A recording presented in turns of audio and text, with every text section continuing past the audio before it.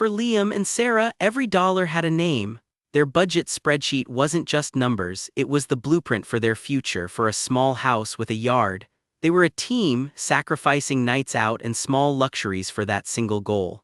But one Tuesday an anomaly appeared. A recurring charge for $180 labeled Apex Storage.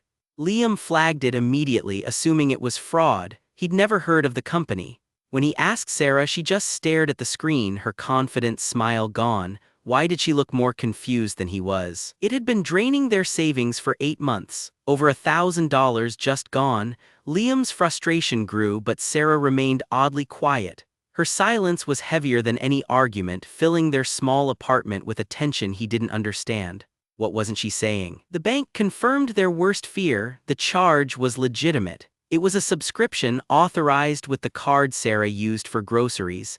Liam's heart sank. The problem wasn't a stranger stealing their money, it was a secret hiding in their own home. But what was it? "Sarah, what is this?" Liam's voice was gentle, but the question was sharp.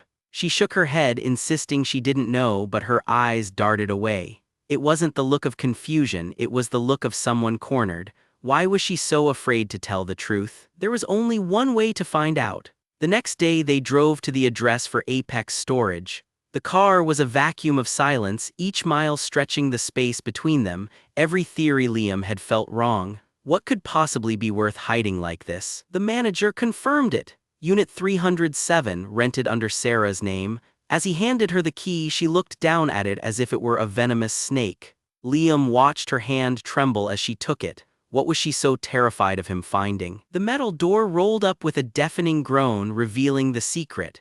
It wasn't evidence of an affair or a hidden debt. It was a nursery, a perfect, pristine, fully stocked nursery. A high-end crib, a changing table, boxes of designer clothes, all untouched. But for whom? Liam stepped inside, his mind reeling. The air was still and smelled of new plastic and wood. He turned to Sarah, whose face was streaked with tears. The one question he had, he was almost afraid to ask. "Sarah, are you pregnant?" She shook her head, a sob escaping her lips. "No," she whispered. She confessed she'd been buying one thing every week, a secret ritual she couldn't explain. It was a compulsion, a quiet, desperate act she performed alone. But the biggest question remained, why? Years ago, her younger sister, who had dreamed of being a mother, passed away suddenly. Sarah had made a silent promise to her that she would build the perfect life, the perfect family. This wasn't for a secret child, it was for the ghost of a dream. Standing in the cold storage unit, Liam finally understood. The secret wasn't about betrayal, it was about grief. He wrapped his arms around her. The house deposit didn't matter anymore. Their meticulously planned future was gone, replaced by a raw, uncertain, but far more honest one.